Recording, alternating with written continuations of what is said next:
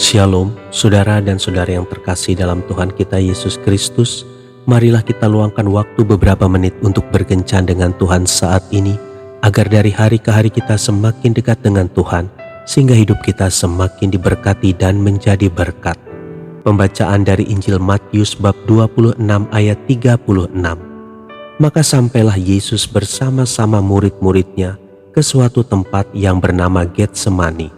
Lalu ia berkata kepada murid-muridnya, "Duduklah di sini sementara aku pergi ke sana untuk berdoa."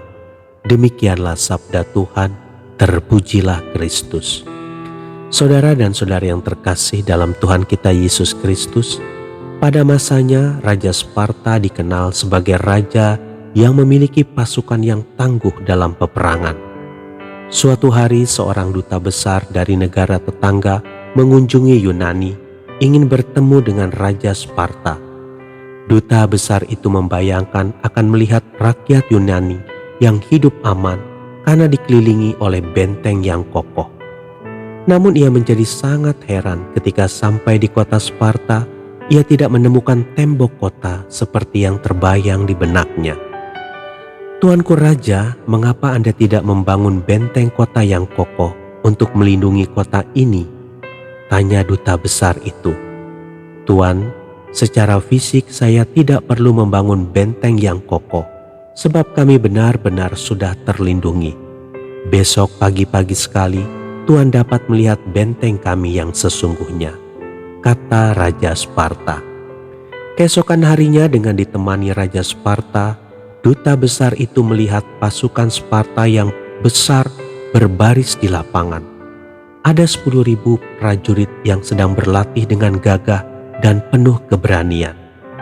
"Lihat, pasukan inilah yang sesungguhnya menjadi benteng kota Sparta, sebab prajurit merupakan sebuah batu kokoh yang tidak mudah untuk ditembus oleh musuh," kata Raja Sparta menjelaskan. Saudara dan saudari yang terkasih dalam Tuhan kita Yesus Kristus, prajurit Sparta menjadi benteng yang kuat sehingga tidak bisa ditembus musuh Yunani. Demikian pula dengan orang percaya yang suka membangun benteng rohaninya dengan doa yang tidak pernah putus. Doa orang benar adalah benteng kokoh yang sangat sulit ditembus oleh kekuatan musuh. Semasa hidup di bumi, Tuhan Yesus sendiri membangun benteng pertahanan dengan menjalani jam-jam doa secara teratur. Sebelum menjalani puncak pencobaan dari si jahat di Taman Getsemani, Yesus memastikan bahwa bentengnya berdiri kokoh. Tindakan ini membuatnya menang atas pencobaan besar yang dihadapinya. Jika Yesus yang adalah Tuhan harus setia membangun benteng rohani, apalagi kita yang hanya manusia biasa. Biarlah kita menjadi prajurit-prajurit kerajaan Allah yang selalu berjaga-jaga di dalam doa yang tidak putus-putus. Memang ada harga yang harus dibayar jika kita ingin membangun benteng rohani yang kokoh, yaitu menyingkirkan kenyamanan kita dan mulai berdoa dengan hati yang haus.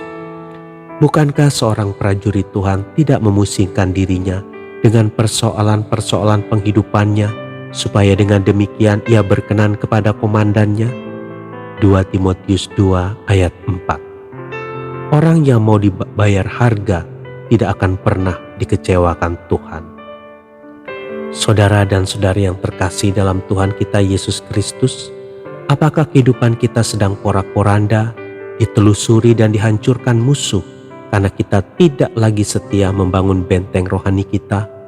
Kalau hati kita digerakkan Tuhan untuk berdoa, entah itu pagi, siang, atau tengah malam, berdoalah segera tanpa menunda.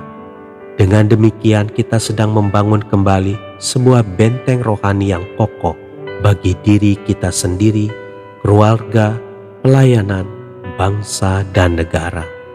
Tuhan Yesus memberkati.